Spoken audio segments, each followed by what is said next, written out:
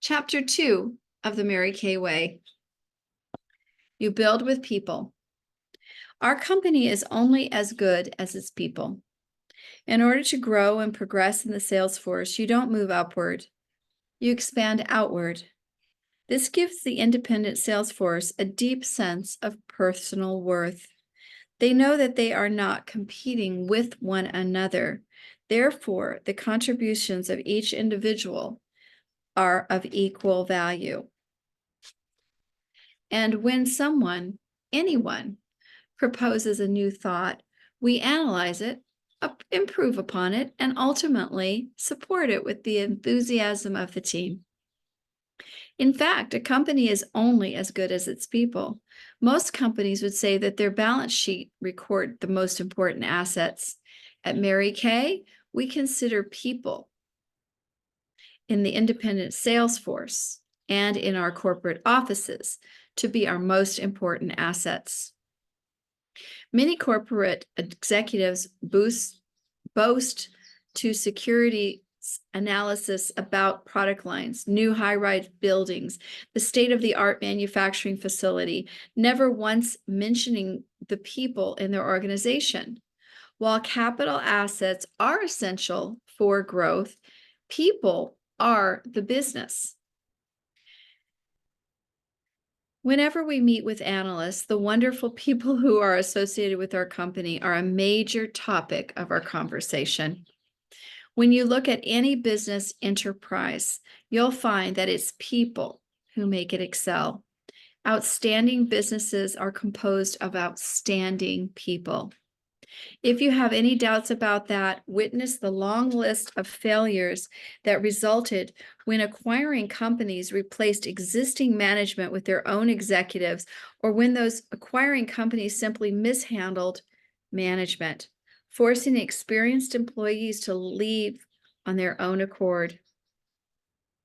I recall one large conglomerate that bought out a prosperous fast food chain, fired the management, and replaced them with their own people. Within 18 months, this highly profitable business was operating in the red. What the acquiring company failed to realize that they weren't buying hundreds of restaurants and equipment. The most valuable asset they purchased was the management teams that ran the chain. Without it, the acquisition soon became a costly liability. Dozens of other companies have made similar mistakes. A company is built with people. Remove them, and the company's ability to function effectively is seriously threatened. Today, it has become more common for acquiring companies to insist their former managers remain for a certain length of time, and generous performance agreements are often used to induce the experienced managers to continue generating sales and profit. As we say in Texas, if it ain't broke, don't fix it. In 1963, I had no previous experience in the cosmetic industry. My forte was recruiting and training salespeople. After I acquired the formula for the skincare products, the first thing I did was seek out the most reputable cosmetic manufacturer I could find.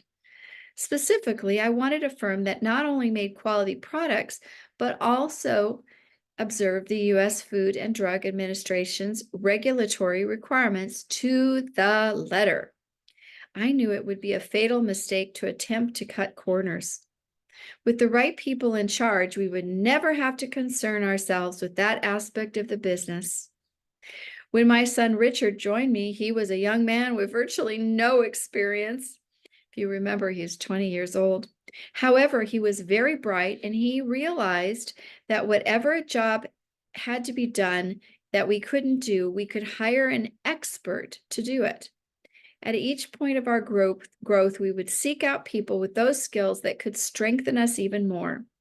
We built our company one person at a time. Not only did we find the best cosmetic manufacturer, but we also found people in accounting, law, distribution, and other areas of expertise. And even though marketing had always been my strength, in time I recognized the need for people with additional talents in this field. As we grew, we were able to attract the best people to join our staff full-time, and we were always willing to pay top dollar for top talent. When it comes to hiring people, a company gets what it pays for. We've also been very competitive on our profits sharing plan and other benefits we have now.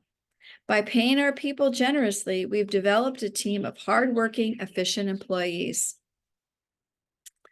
Good people are worth hanging on to. Of course, it's one thing to attract good people by paying them well, and it's another thing to train and keep them. At Mary Kay, a lot of tender, loving care is devoted to each person who joins us. If we spend 6 months training someone only to see that person leave us, we feel like we've lost a lot of time and money. So once people come aboard, we make every attempt to keep them. If by chance they don't seem to be working out in one area, we'll try our best to find another spot for them.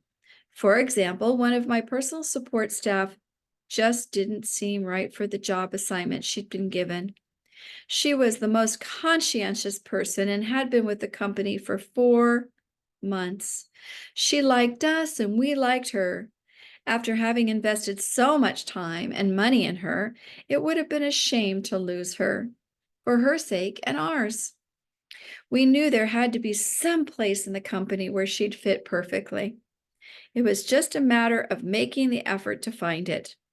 After sitting down with her and asking a lot of questions, she was transferred to accounting department where she did a first-rate job.